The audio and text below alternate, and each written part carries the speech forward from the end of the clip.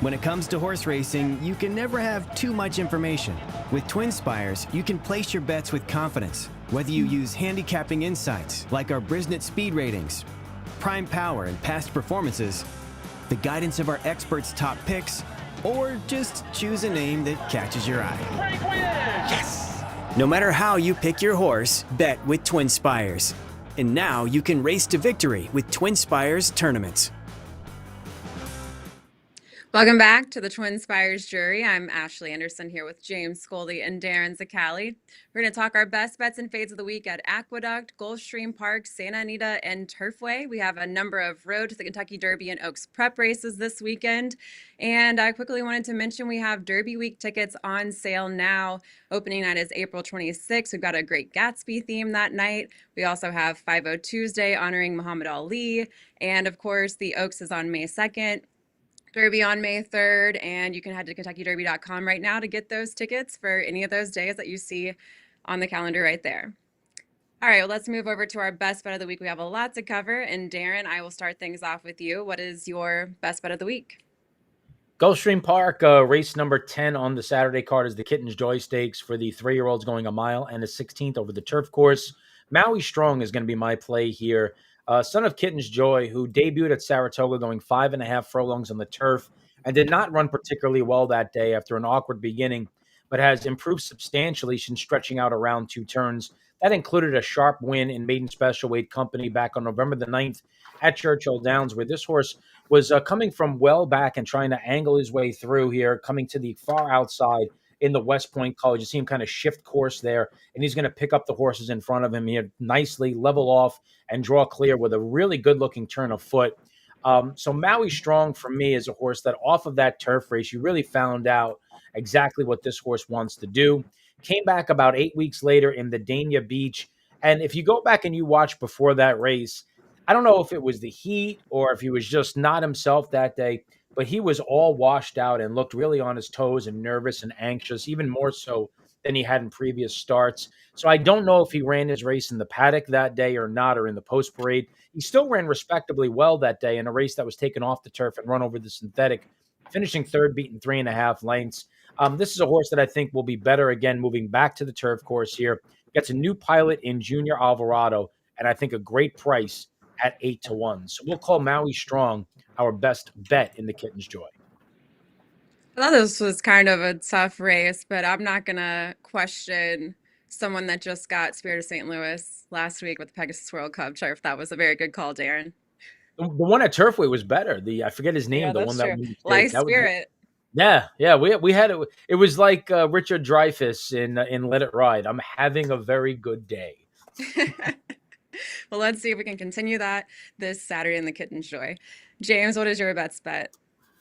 Well, my best bet is going to come in the Holy Bull Stakes. It's number 3, Tappan Street, the 3-1 third choice in Saturday's Grade 3 Holy Bull. It's the Holy Bull. It's a Road to the Kentucky Derby Challenge Series qualifier, awards 20 points to the winner.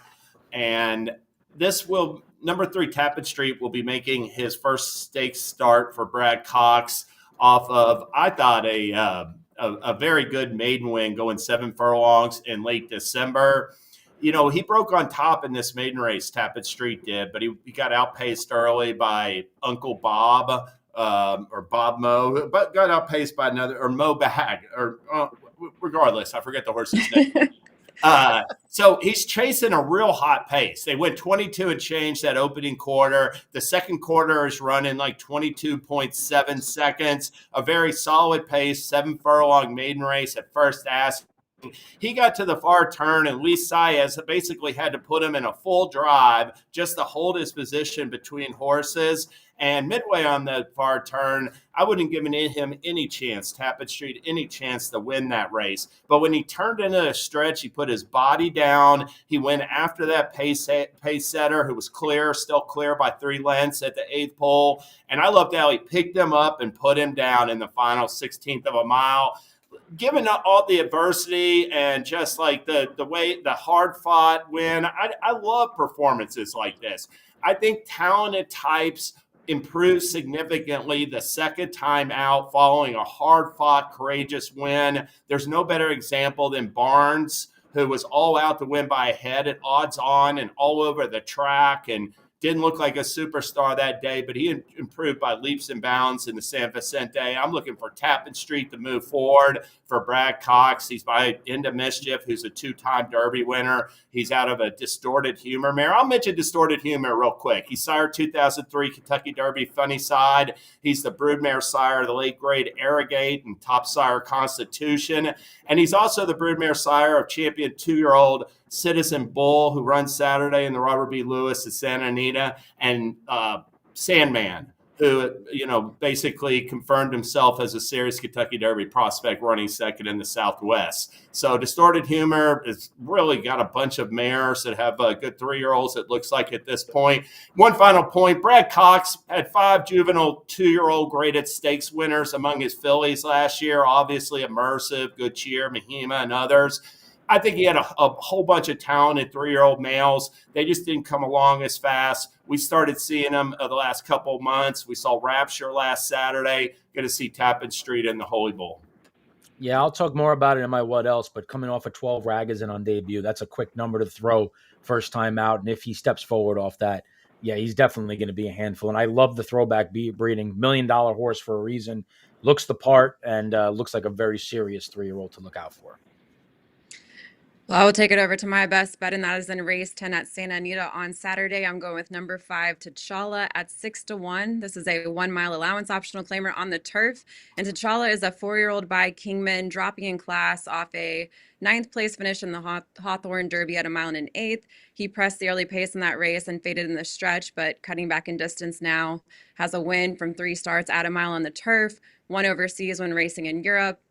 He's getting Lasix for the first time in his second start with trainer Neil Drysdale. He was a 19% winner first time with Lasix and an 18% winner with Shippers. Also picking up a high percentage turf rider. And T'Challa should be able to get the early lead here. Not a whole lot of speed signed on. And he's reopposing the morning line favorite who he beat over in Europe at Newbury. So I'm playing T'Challa at a price at 6-1. Tough race. Yeah, I know. Really, yeah, tough race. A lot of stakes droppers. There were several in here that I was looking at. I think there's going to be a pretty lively clip up front with ComC and Sketchy and Stamp My Passport and Jeweled Shalala. I mean, a lot of horses that want to be forward. I thought Hard Headed was interesting coming out of a grade 1 and a grade 2, getting back to Allowance Company. But looked at it, and there were 4 or 5 in here that I thought I could make a case for. I know it's going to be tough, but yeah, I'm hoping that I got the right class dropper in this field. Well, let's move over to our fades of the week. James, who are you fading? I'm going to fade number 2, San Siro, who is listed as the 5-2 morning line favorite in race 6 at Fairgrounds on Saturday. This is a good little allowance optional claiming event at 1 mile and a 16th distance.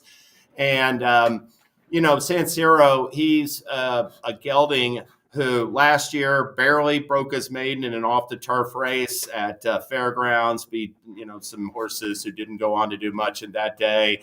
And to win his entry-level allowance, he basically went into a 1.25 mile race at Churchill Downs and, looked pretty good that day. But I thought that even though the next 2 horses that ran second and third won their next start, one won at like 30-1 on turf, and the other one went to Delta Downs to win a race and has just been getting drilled at Oaklawn and Fairgrounds this year. So that wasn't a good field that he beat at Churchill. He came back with a pair of even efforts in allowance optional claiming event at shorter distances, finished non-threatening third last time as the favorite. I like his stablemate better. Number 3, Sneed. He loves Fairgrounds and the distance. It looks poised to keep advancing for Brendan Walsh off a good second in December. And I'll even mention, along with San Siro, I'm fading Nash in that race. I know Nash is bred for 2 turns. He looks like a 2-turn type. His best race came last year in the Pat Day Mile, the 1-turn mile. I'm looking forward. If he gets beat on Saturday, I'll look for Nash to cut back to 1-turn distances, and I think he's going to relish as a 4-year-old. No arguments there. Darin. No, fade all the chalk. I like it. Anytime anybody tells me they don't like any favorites, that's a race that I'll take a second look at. For me, race 8 at Turfway on Saturday night, maiden special weight for 3-year-olds going 1 mile. I'm going to fade number 1 Reach here. who's the morning line favorite for Palo Lobo, a son of Hard Spun. The angle here is, this is a horse that has had 4 cracks at it, has been a beaten favorite. Last time out, I thought he had every opportunity to get there where he closed from well back. But he's had 2 races in a row at Turfway Park going this trip, where if he didn't win either of those, I assume at some point he will break through and win. But I'm not going to let him do it at a short price and have my money there. I'm going to try to beat him in this spot. You're going to see him here. He's the 5 horse on the outside. There's just nothing explosive about this. It's just plodding along and kind of clunking up for a piece. This horse up front is coming home in 13 seconds, and he's not really picking them up that well. They could have gone around again, and he wouldn't have gone by them. He's just a plodding type. The speed figures are not particularly strong. And I know he's facing others in here that have been running frequently and running oftenly and running often, I should say. But I would much rather prefer a horse like Air Rate for Stone Farm, number 9, who's coming out of a race going 6.5. By Candy Ride out of a Broken Vow mare who rallied at 6.5, going now, stretching out. There's a couple of first-time starters, including one for Brad Cox and Juddmont. So I just think you could do a lot better than settling on Reach here at 3-1. I agree. Air Rate stood out to me, picking up Irving Moncada.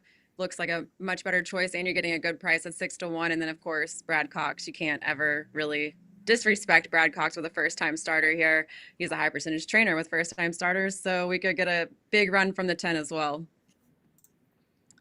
All right, well, I will move to my fade, and I will admit it's kind of a reach. I'm going with number 9, Seal Team at 5-2 in race 8. Not saying this horse can't win, but I think it can be beaten in the 1 Mile Thunder Road, a grade 3 at Santa Anita on Saturday on the turf. It's a Warfront 5-year-old for Richard Mandela on a 3-loss streak right now, including 5th and 3rd place finishes at Santa Anita to close out last season. Last out, he was beaten by turf star Johannes in the San Gabriel at 1 mile and 1/8. He had a lead at the top of the stretch and then was overtaken, cutting back in distance, but 0 for 2 right now, racing a mile. May not get the hottest pace to run into, so I'm going to look elsewhere. I like number 2, Air Force Red at 3-1, and I think maybe Cabo Spirit at a big price could have a big run here at Santa Anita, where he's got 3 wins from 10 starts and also has finished in the money a total of 7 times in his career. Seal Team's recorded all 3 of his career wins at 1 mile and 1/8. And in his last 2 starts at 1 mile, he's been favored and lost. So I don't think it's that much of a stretch. I like it. Yeah, I don't think so either. And I think it's a really interesting race because there's a lot of speed here. Cabo Spirit, Air Force Red, both going to go. Wizard of Westwood is going to go. El Potent is going to go. So maybe Steel Team does fall into a good trip despite the wide draw. But I was much more interested in a horse like Lamas from post position number 4, who had a series of good runs over synthetic, won the grade 3 San Francisco last year, then went back to the dirt, won at Pleasanton on the dirt, and then they thought enough of him to try him in the grade 2 Del Mar Mile, where he did not run badly at all. He was beaten just 2 lengths that day, had a couple of good efforts again back in the Northern California Fair dirt scene, then tried a grade 2 on dirt at Santa Anita, where obviously he was just overmatched, and now goes back to the turf with speed to chase. I think he's a really interesting horse that's working extremely well at a very big number. Yeah, really good workouts heading into this too. Yeah, good points on that on him, Lamas. All right, let's talk about some promos and tournaments happening at TwinSpires this weekend. Darin, what's going on? Yeah, well, we talked about it earlier. We'll talk about it again, the Holy Bull Stakes at Gulfstream Park. And we're going to have these kind of Road to the Derby prep race profit boosts all season long. Each of them are going to be unique for that particular day. This is Holy Bull Day. It's a profit boost on the entire Gulfstream Park card, not just the Kentucky Derby prep race. And you'll see these pretty much popping up every Saturday throughout the Kentucky Derby prep season. 15% boost on a series of your plays if you are lucky enough to cash a ticket. That'll be up to that $25 cap. Win, exacta, trifecta, superfecta wagering are all eligible for the bonus. So you're going to be playing the Derby preps. Be sure to be opted in and playing the profit boost, kicking off with the Holy Bull Day. And of course, Turfway Park continues their money back. We have a new one kicking off here for February, so be sure to be opted in for the money back. This time around, we have shifted it from Friday and Saturday to Thursday and Friday to try to give Thursday night a little bit of love as well. Still 2 nights a week, selected races on each of those cards. Be sure to be opted in for that as well. And big weekend for tournaments. On Saturday, we have a $500 Kentucky Derby betting challenge qualifier featuring the card from Oaklawn Park. We are now guaranteeing 2 KDBC seats in this contest. There is an opportunity tomorrow to get into this through a bonus feeder tournament. The bonus feeders are cool because once we get to 10 seats, we give away 1 seat for every 4 players on top of the 10. So we kind of really speed up how quickly those seats get triggered throughout the contest. That'll be your last chance to get into this particular qualifier without having to buy in. And of course, you'll see these qualifiers as well all Derby prep season long, leading up to the Kentucky Derby Day itself. And I will stick with you, Darin. Let's talk about what else is going on this weekend. What are you watching for? Yeah, we touched on it earlier with James's best bet, the Holy Bull Stakes, and of course with the profit boost that I just mentioned. Field of 7 here, going a mile and a 16th. This is kind of, I know we have the Mucho Macho Man, but really the first of the serious graded stakes races that are Derby preps. This, the Fountain of Youth, the Florida Derby. Interesting thing about this race for me is that it draws 4 last out maiden winners. Kinetic Control is the long shot. The aforementioned Tappan Street is one of the others. Then we have Burning Glory and Burnham Square. Burnham Square won by 9 lengths last time out, putting the blinkers on for Ian Wilkes. Has continued to work really well and actually earned a 10 on the Ragozin sheets for that victory. So curious to see if he is able to step forward off of that performance because if he could take another step forward and get into the single digits in the Ragozin sheets, he would instantly become a leading Kentucky Derby horse. And I'm certainly rooting for that because we own his sister. So that would make her value kind of move up the food chain as well. But we'll see how this Holy Bull shakes out on the road to the Florida Derby and eventually the Kentucky Derby. And I always love talking about this race because Holy Bull is actually my favorite horse of all time. Grew up watching him when I was about 10, 11 years old. He was a New York, New Jersey horse originally. Was a favorite in the Kentucky Derby. Disappointed that day, never got out of the gate. And then 3 weeks later came back to beat older horses by 5 lengths in the Met Mile. He won the Haskell, he won the Travers, and then he had one of the greatest performances by a 3-year-old against older horses in the Woodward Stakes, where he destroyed horses like Bertrando and Devil His Due and Colonial Affair. He was such a great horse, and unfortunately, he pulled up lame in the Don Handicap, actually running against Cigar for the first time when Cigar was starting his win streak, and we never got to get that Cigar Holy Bull rivalry. And I know Cigar was great watching him win 16 races in a row, but I have a feeling Holy Bull versus Cigar 4 or 5 times that year might have been even greater. Yeah, he ran faster figures than Cigar. I mean, Holy Bull was a brilliant performer. And I'll note one other thing about this race. Guns Loaded, he's coming off back-to-back wins in the Mucho Macho Man at Gulfstream. He had been ridden in all 3 starts by Luis Saez. Saez rode Tappan Street in his debut, and it looks like he opted for that colt. But Guns Loaded gets Irad Ortiz Jr., and these jockeys don't always make the right pick. So I'm not saying that that's like, he might have more to gain too sticking with Brad Cox than Jose D'Angelo, but it is interesting to see that jock switch off of a horse who's coming off a stakes win.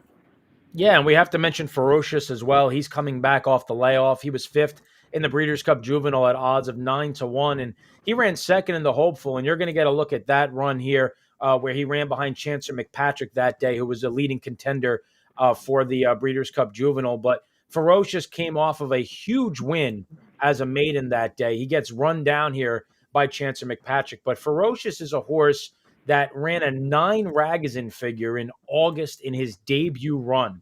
Couldn't quite go with Chancer McPatrick there down to the wire. The one concerning point that I have about Ferocious is he's never run back to that figure yet. Now, that's not to say he can't, because as horses get older and they develop and they mature, they typically get better. But the fact that he's run the fastest race of his career first time out of the box and then had 3 subsequent tries that were not as quick, I become a little bit dubious of that, especially from a betting proposition on a horse that's 9-5 in the morning line. Yeah, I'm just curious, what was the go ahead. Ragozin number on the Breeders' Cup Juvenile? Because I haven't looked at the sheets, but I'm looking at Brisnet. So you have a 99 for that and for his debut. So what was the Ragozin number for the Juvenile? Yeah, the Juvenile, I think he ran, it was like a 13 or a 14. Okay.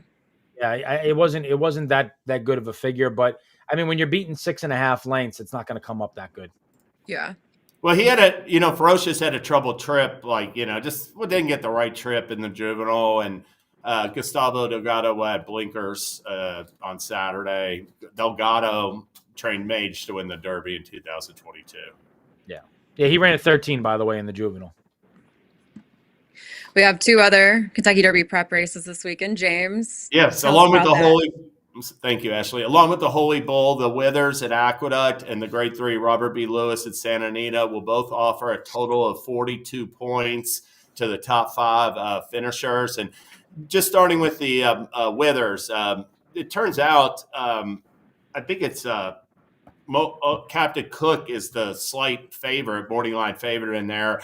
I thought number 5, Mo Quality, would be the morning line favorite. I'm not sure he won't be at post time. He comes off a runner-up effort against Coal Battle, who came back. Oh, I'm sorry. Yeah, he comes off a runner-up effort in the Smarty Jones Stakes to Coal Battle, who basically in his previous start defeated Speed King in the Springboard Mile, and then Speed King came back and won the Southwest. So that Coal Battle, Ashley talked about it in the roundtable. He's been flattered. Christopher Davis was upset with the trip. I saw his quotes this week. He said Mo Quality is going to show more speed. He's adding Kendrick Carmouche. And I don't think Captain Cook or the others in there are fast enough to run with him early. I like his chances on the front end and the Withers. It's a short but top-heavy field of 5 in the mile and a 16th Lewis at Santa Anita. Citizen Bull is coming back in that spot. He's the 6-5 morning line favorite. He comes off back-to-back Grade 1 wins in the Breeders' Cup Juvenile and the American Pharoah, where he got away with a loose and easy lead. I mean, he was going 47 and change up by a length and just controlling everything. There's more speed in this Lewis. His stablemate Rodriguez comes off a real sharp wire-to-wire win. And Clock Tower, he only has one way to go. He's not going to sit and win races from off the pace. So he's going to be sending hard, going turf to dirt off of a stakes win in Cecil DeMille for Wesley Ward.